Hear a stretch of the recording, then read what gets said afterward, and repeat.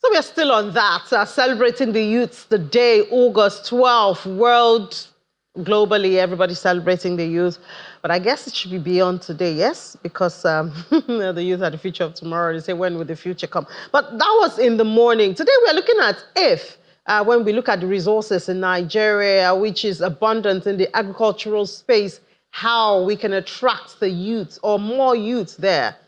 Into the agricultural space. Food insecurity is a major challenge for the country. So if we have a number of youth in there, perhaps that could help. And we're having this conversation in the studio with agricultural development professional, Mr. Paul Tokunbo Laniyo. Mr. Laniyo, thank you so much for joining us today. So do I say happy Youth Day to you? Well, some people are young by age, others are young by mind. So I don't know. I'm actually young by age, by mind, by look. What's the age for youth?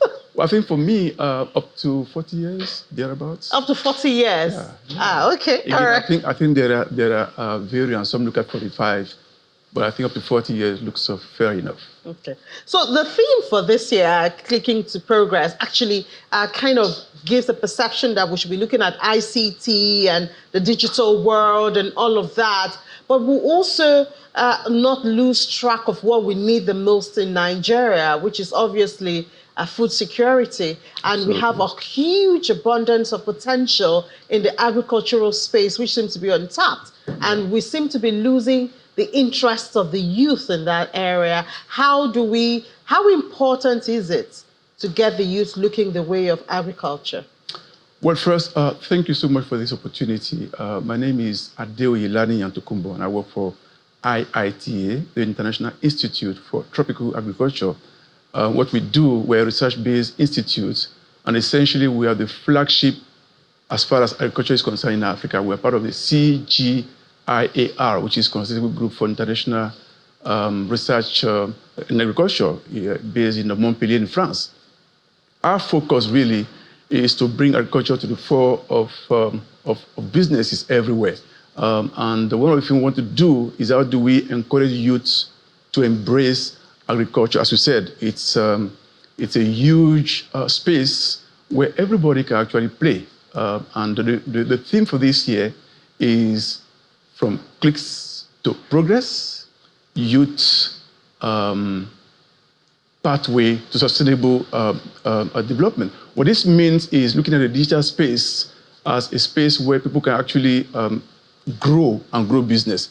But particularly, what we are looking at, as far as we are concerned in IITA, is bringing the youth to the agricultural space for them to actually come, play, and exhibit their capacity. So how do we do that? How we do that? Looking at the realities in Nigeria, beyond the texts and policy and paperwork, in reality. Okay, first of all, as we'll know, technology is an enabler of opportunity. Being a digital space is being able to actually navigate the digital landscape to improve whatever you are doing. And in IITA, our focus in what we call the IYA, the IITA Youth in Agriculture, is how do we really push or bring the youth into the agri space for them to be able to embrace that space and indeed do very well. The IYA was created in 2012, and I can tell you from our records, we've been able to do as much as over 1 million beneficiaries that we brought into that space for them to really see agriculture as a business. Maybe I should say this very quickly. Agriculture is not just agriculture, it's not agribusiness. So there's a business dimension to agriculture.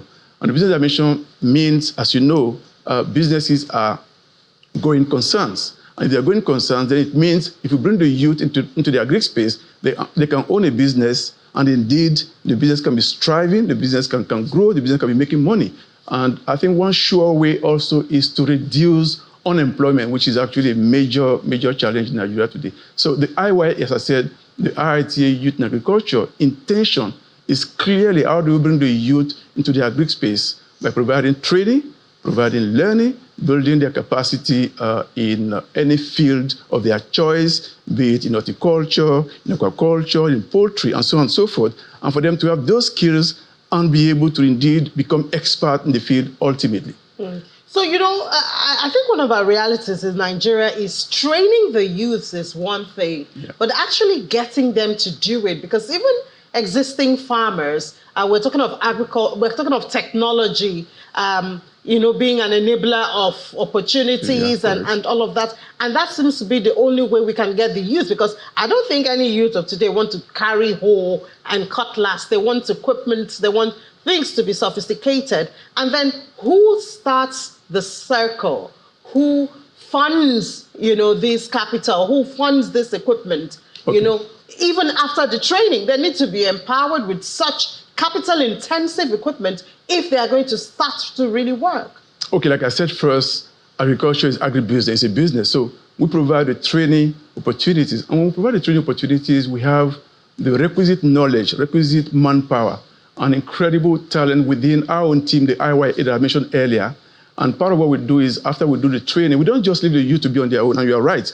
First of all, it's an agribusiness, and you have to leverage on technology to become an expert. It's not the time of using hoes and cutlasses. That time has passed. It's now a time of mechanized agriculture. So what we do is, apart from the training, we also make sure that the youth have opportunities in terms of financial linkage, because you need some financial capacity to be able to grow your business. We also provide, I think this is very important, mentorship. So we don't just train you, we give you guidance, we give you coaching, we give you mentorship to be able to see you to really grow in the path you have chosen. Another area I think it's important for us to emphasize is what we call the value chain in agriculture. It's not just agriculture per se, it's agriculture with the various areas of specialization. So you can be, for example, an expert in production, you can be an expert in processing, an expert in sales, an expert in marketing, an expert in logistics. And so across all those value chains, RITA, the IYA team, gives opportunity for the youth to be able to exercise their capacity and grow within those fields. So at what point do you capture the youth? So is it in the secondary school, the university, postgraduate? At what point? Okay, good point. Various levels actually. We have something we call the STEP, STEP, Start Them Early Program, which is where we carry the young people from secondary school, because again, many of our parents want our children to become doctors, to become engineers, to become pharmacists and what have you. So because agric is agribusiness, so we are letting them know that agric is also an area or a profession where you can actually grow. So we have what we call the STEP, Started Early Program. We can also capture them from youth age, meaning whether you went to school or not, we can also capture you, and so on and so forth. So apart from the steps that I mentioned, those who are educated, we can give them a training within the area of what we call the entrepreneurship, meaning we give you training to enable you own your personal business. Then we have various types of learning, various types of training. So you can be either educated or non-educated. If you're educated, it is within the space of entrepreneurship. If you are not educated, we call them young farmers, for example, meaning you have some learning within the agri space, but we come and give you better ways for you to understand how do you really run your business. I mean, how do you run the agriculture into a business for you to grow into an expert, and for you indeed to begin to make money. So as I said, it's from secondary, from whether you're educated, if you're not educated, it all depends on where we can actually pick you from.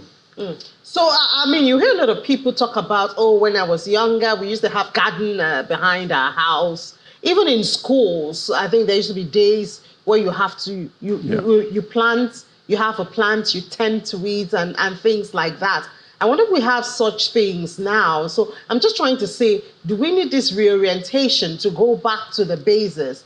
Maybe homes, even though you don't have a lot of space for that now. Every place seems to be a house where people pay rent for. Very, very point. I think valid point. In Lagos, for example, one of the things we encourage what we call urban agriculture. Meaning because of space issue. I mean, Lagos is the smallest state in Nigeria with 3,500 square meters. And so we encourage people to grow agriculture within their backyard. I mean, people build houses and then what you see are just interlocked within their space. Instead of using the interlock, you can begin to grow your vegetable, begin to grow your tomato. Space, because, I mean, after the house is the car park. After the car park, perhaps, the play space for the children. So where do you use that as a garden? This is our reality today. They are reality, but we are saying we need to change the mindset of our people to begin to be deliberate and intentional in providing such opportunities within their space. Anyway, like I said, we talk about urban agriculture in Lagos State because of space challenges. And apart from that, because of the use of technology, you can actually, you don't need huge space. I think that's, again, the mindset that people have. They believe you need to have a huge space to grow agriculture. No, you can actually have a small space and begin to grow your business. You can have a small space, for example, to do what we call broader business for poultry. You need a small space to do to grow fish farming, which is aquaculture. And for example, you can have a tank, GP tank. You cut the head, and you grow your fish there. So you don't need a huge space to be able to grow your business. So as I said, it's about maximizing opportunity, maximizing usage, and indeed begin to grow the business because it is about sustainability of the business. So please share with us, how has the reaction of the youth themselves been? Do you have a lot of youth showing interest in this agriculture, or do you have to push it to them that this is the opportunity to be employed? Or entice them with incentives such as that? Yeah, we do have incentives that we actually use to entice. But I think the first thing we do, first of all, is what we call changing their mindset. Because again, people think generally agriculture is for the downtrodden. Agriculture is for the poor people. Agriculture is for retired people. No, there's a complete change in the dynamics of agriculture. And that's why I call it at the beginning, agribusiness. So we get the youth, and then we run different kinds of programs for them and encourage them to come into the space. I can tell you, within the past decade, we've grown so much in terms of the youth adherence to agriculture. And I think by records, we have over 1 million, for example, that were influenced directly or indirectly in terms of the youth coming into the agri space. By record, we have close to over 100,000 jobs we have created. We have over 15,000 youth-led businesses that are actually owned by the youths, run by the youth, and then grown by the youth. Yeah, it would be good to speak to one of those youths. Absolutely. Absolutely. All right, but thank you so much, Mr. Paul Tokumbolaniyo, agricultural development professional with the IITA. Thank you for sharing your time with us. Thank you so much. My pleasure. Now let's take a break. When we come back from the break, we'll head to the market with Aniti Edit. Stay with us.